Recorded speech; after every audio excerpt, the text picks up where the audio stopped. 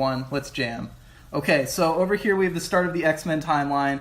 Things proceed normally until we hit the 1970s X-Men Future Past. Up here we have all pre-2013 X-Men movies.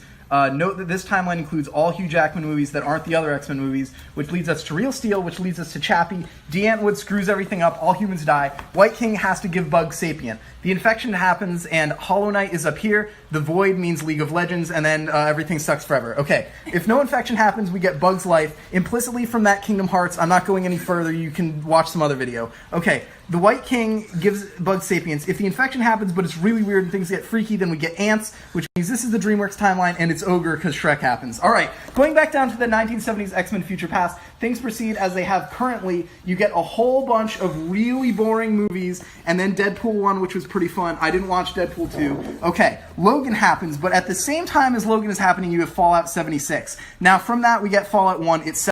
Alright, Fallout 1 leads to every post-apocalyptic movie ever, except those set in Australia. If the setting is Australia, then we get Mad Max. Things get ridiculous, a lot of time passes, and we get all anime. All of it, no exceptions, don't at me. This is the worst possible ending for the universe. Okay, now, going back to Fallout 1, etc.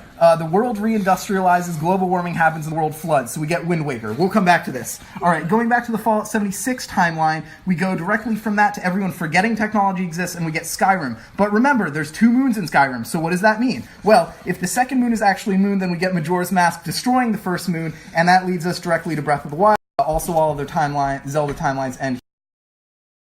Okay, obviously Breath of the Wild reconnects us with Wind Waker, which leads to Super Smash, Final Destination, no items, the end. Okay, now let's go down over here to the alternate branch, Skyrim, where instead that second moon, that's no moon, that means this is all of Star Wars. Now remember, Star Wars happens a long time ago, so we get Battlefield 1. One branch of this is bug fighting gets real popular in Japan. I'll explain why that matters in a minute. Over here we get the real world, which means we lead to whatever the actual future is, which is disappointing or very bad. Alternately, Taco Bell does extremely well financially. We get Demolition Man, which is the exact kind of hyper-capitalist nightmare David Foster Wallace probably describes in Infinite Jest, but I didn't read that book. David Foster Wallace doesn't write endings for his books, so this is the ending implicitly. Okay, alternately, we end up at the real world. Alright, the Mother Base incident happens, then Shadow Moses, this is Metal Gear Solid. One way we go to Super Smash Brothers, and that is the end. The other way, Dee from Metal Gear Solid 5 makes intelligent animals very popular. Selective breeding for intelligence in pets goes way farther than people know, and we get the Garfield Cinematic Universe. Okay, now, from Battlefield 1, if bug fighting never gets really big in Japan, then that means that one guy is never inspired by bug fighting to make Pokemon, and we get the Dark Universe. What happens in the Dark Universe? The Transformers show up. This is the Dark Universe because Shia LaBeouf actually exists here, unlike the real world. Alright, eventually, the Transformers leave Earth, and giant monsters appear. If nobody learns a lesson from Optimus Prime, we get Godzilla, and that's like a mediocre ending. But, if Optimus Prime...